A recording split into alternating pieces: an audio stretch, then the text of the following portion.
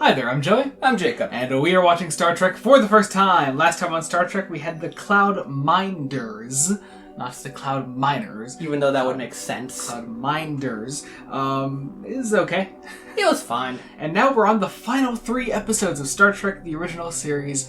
Today we are watching an episode called The Savage Curtain. The Savage Curtain. I'm just hoping it literally means killer curtains. Yeah, I know, From right? space. That's what I really want to. It'd be I'm picturing like one of those stew bag full MS Paint drawings, with just a curtain with an evil face drawn. It's probably not that. I want it to be that, and if it's not about that, the episode's already getting points docked for it. So.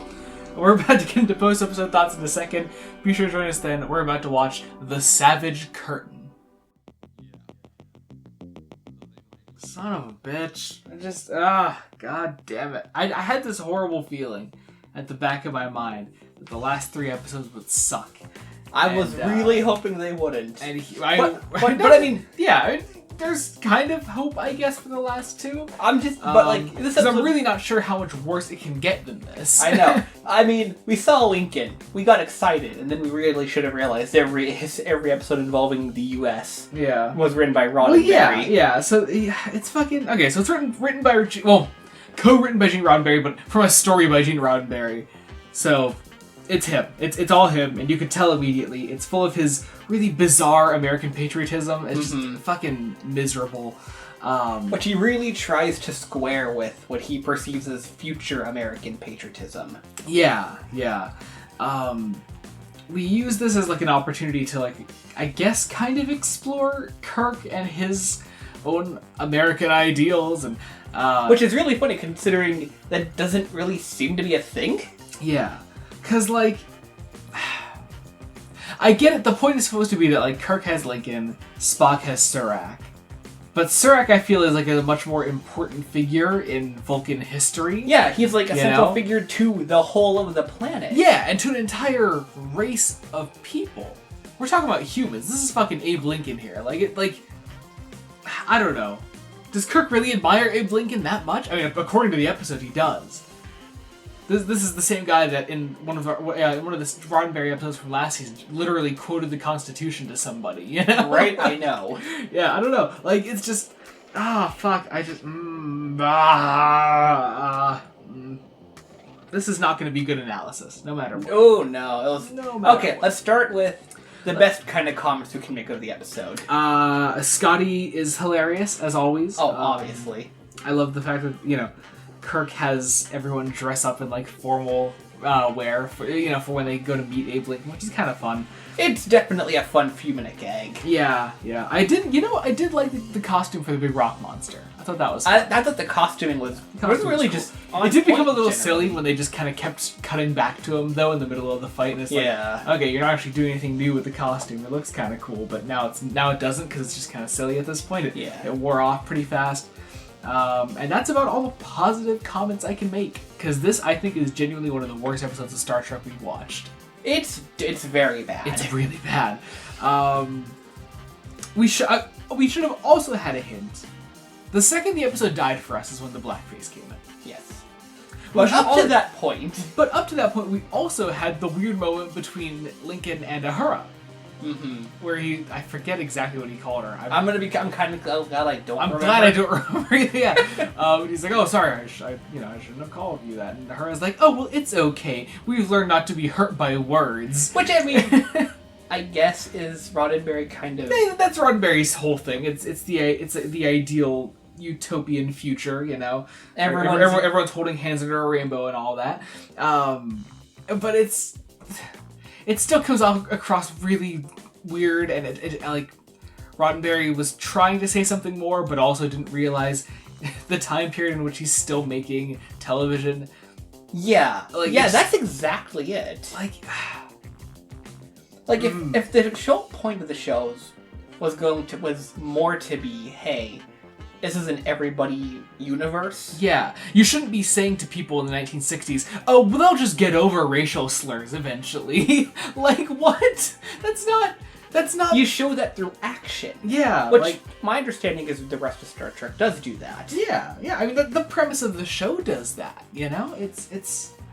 It's a great idea, but for some reason when Roddenberry gets his fucking hands on an actual episode, right. Something just warps his fucking mind, and he loses all sense of being a decent human being. Like, I don't fucking know. Or maybe he thinks a 1960s audience, it's gonna like right over their head, so he needs to literally spell it out. I guess, but again, your message shouldn't be, oh, don't worry about racial slurs. We'll all get over it. We'll be fine eventually. Like, come on.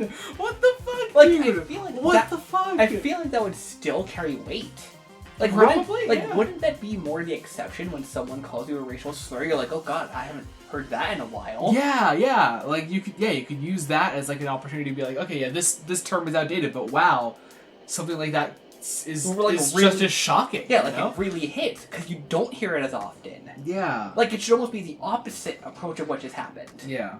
We gotta move on from that though. Yeah. Fuck. I mean, let's not move on from that, but for the sake of the video, let's move on from that to the blackface, which isn't. It's worse. It's actively worse. Yeah. It's an actively worse topic to be talking about.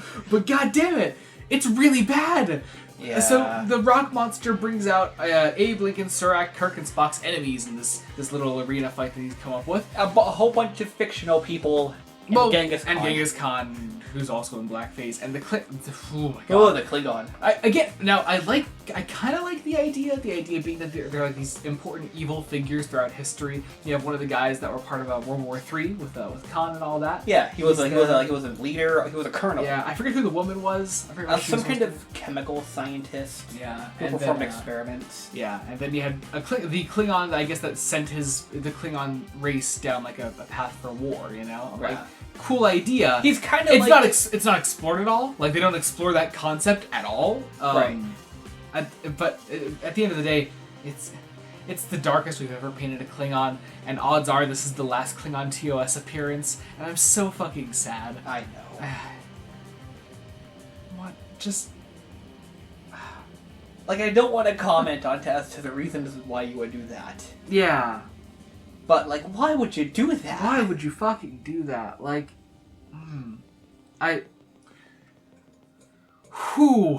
this is a video. Fuck me.